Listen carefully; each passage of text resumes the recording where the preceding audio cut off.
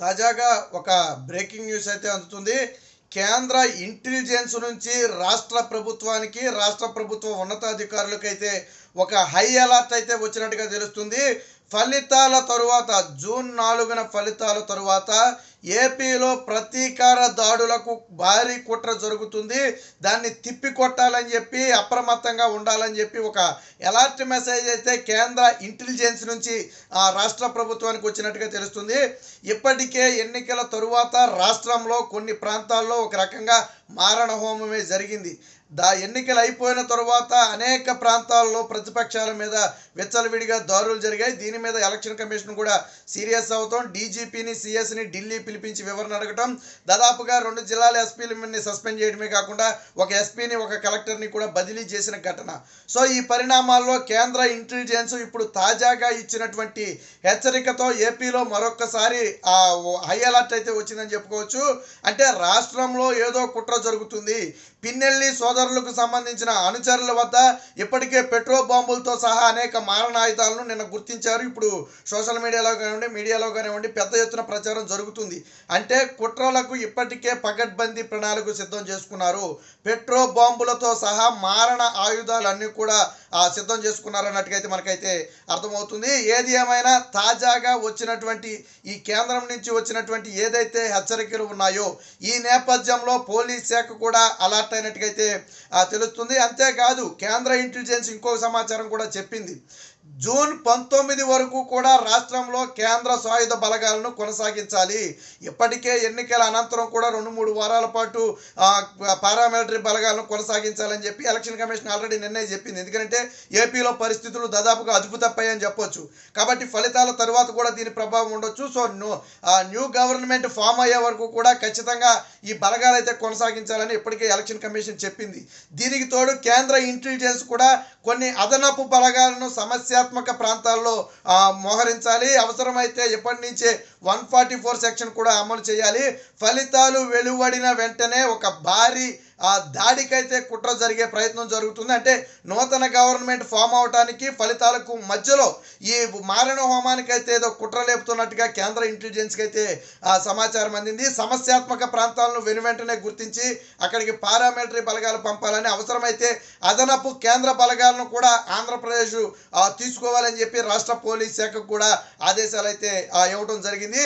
నూతనంగా వచ్చినటువంటి ఈ హై అలర్ట్ని బట్టి అర్థమవుతుంది రాష్ట్రంలో విధ్వంస కాండనకు ఒక భారీ కుట్ర అయితే జరుగుతుంది.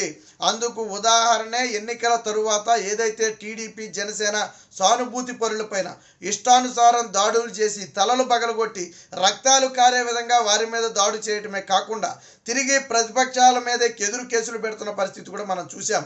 దీని మీద ఆగ్రహం వ్యక్తం చేసినటువంటి ఎలక్షన్ కమిషన్ ఎన్నడూ లేని విధంగా వీరిద్దరిని ఢిల్లీ వచ్చి మా ముందు రిపోర్ట్ చేసి మాకు వివరణ ఇవ్వాలని చెప్పి కేంద్ర ఎన్నికల సంఘమే ఆదేశించిందంటే రాష్ట్రంలో పరిస్థితులు ఎంత అదుపు తప్పాయో అర్థమవుతుంది. నిన్న డీజీపీని, చీఫ్ సెక్రటరీని ఇద్దరిని కూడా కేంద్ర ఎన్నికల సంఘం కొద్ది గట్టిగానే మందలించింది.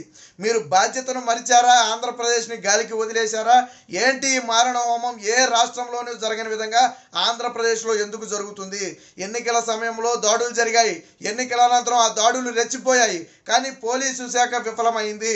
ఆల్రెడీ కేంద్ర బలగాలు ఉన్నప్పటికీ వాటి సాయాన్ని పూర్తిగా వినియోగించుకోలేకపోయారని చెప్పి కొంత ఆగ్రహం అయితే వ్యక్తం చేసింది. వాళ్ళు ఇచ్చిన వివరణ పట్ల కూడా సంతృప్తి చెందకపోవడంతోనే బాధ్యులైన అధికారులను ఎట్టి పరిస్థితుల్లో మేము వదిలిపెట్టేది లేదని చెప్పి పల్నాడు జిల్లా అలాగే అనంతపురం జిల్లాల ఎస్పీల మీద అయితే సస్పెన్షన్ వేటు, అలాగే తిరుపతి ఎస్పీని, అలాగే పల్నాడు కలెక్టర్ని వీరిద్దరిని కూడా బదిలీ చేయడం అయితే జరిగింది. ఎందుకంటే వీటిని మేము తీవ్రంగా పరిగణిస్తున్నాం.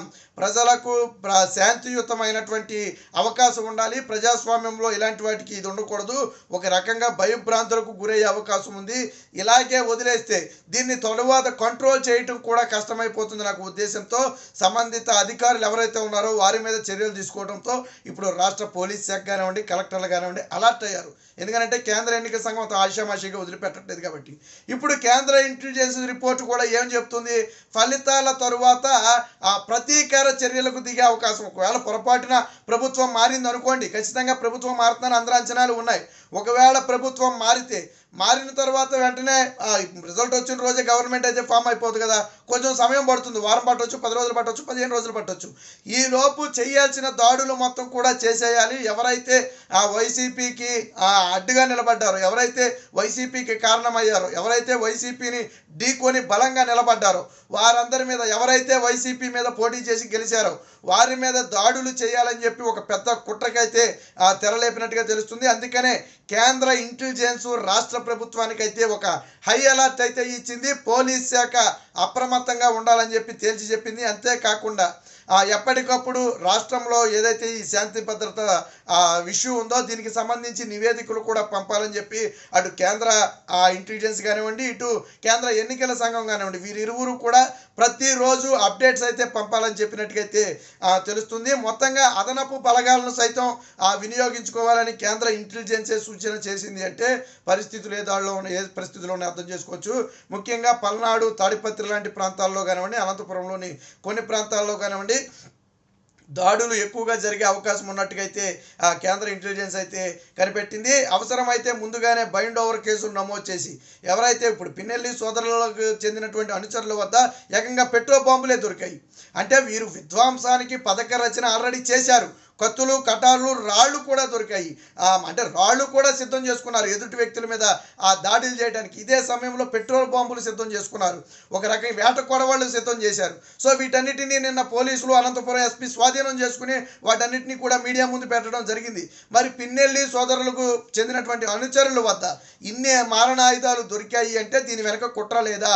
కాబట్టే ఇవన్నీ నిశితంగా పరిశీలించినటువంటి కేంద్ర ఇంటెలిజెన్స్ తాజాగా రాష్ట్ర ప్రభుత్వానికి అయితే ఒక హై అలర్ట్ అయితే ఇవ్వడం జరిగింది. కొద్దిసేపటి క్రితమే పోలీస్ శాఖను 24/7 అప్రమత్తంగా ఉండాల్సిందిగాను, ఇదే సమయంలో ఉన్నతాధికారులందరూ కూడా ఎప్పటికప్పుడు సమస్యాత్మక ప్రాంతాలను గుర్తించి అక్కడ కట్టడి చర్యలు చేయాలని, అవసరమైతే అదుపులోకి తీసుకోవడం కోసం 144 సెక్షన్ కూడా విధించాలని చెప్పింది.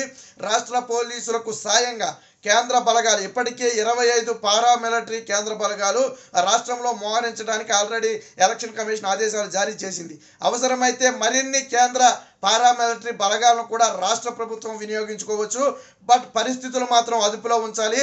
ఫలితాల రోజు, ఫలితాల తరువాత కూడా అప్రమత్తంగా ఉండాలని చెప్పి ఇప్పటికే ఆదేశాలు అయితే జారీ చేయడం జరిగింది. గతంలో ఎప్పుడు కూడా ఎన్నికల తరువాత ఇలా దాడులు జరిగే అవకాశం ఉందని చెప్పి ఆంధ్రప్రదేశ్కు సంబంధించి కేంద్రం హెచ్చరించిన దాఖలాలు ఎప్పుడూ లేవు.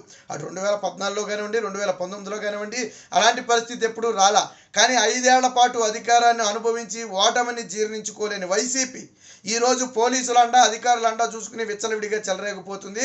రేపు అధికారం కోల్పోతే మానసికంగా దాన్ని జీర్ణించుకోలేక ఎదురు దాడులకైతే సిద్ధపడినట్టుగా తెలుస్తుంది. కాబట్టి రాష్ట్ర పోలీసు అధికారులు ఇప్పటికైనా అప్రమత్తంగా ఉండాలి. రాష్ట్రంలో ప్రజలకు శాంతి భద్రతకు విఘాతం కలగకుండా చూడాల్సిన బాధ్యత పోలీసు అధికారుల మీద ఉంది. కేంద్రం ఏదైతే హెచ్చరికలు జారీ చేసిందో ప్రతీకార దాడులు జరిగే అవకాశం ఉందని, ఖచ్చితంగా వాటిని అరికట్టడానికి ఒక పక్కా ప్రణాళిక అయితే సిద్ధం చేసుకుని ప్రజలకు ఏమీ కాదు మేమున్నామనే ధైర్యాన్ని ఇవ్వాల్సిన బాధ్యత ఇప్పుడు రాష్ట్ర పోలీసుల మీద ఉంది.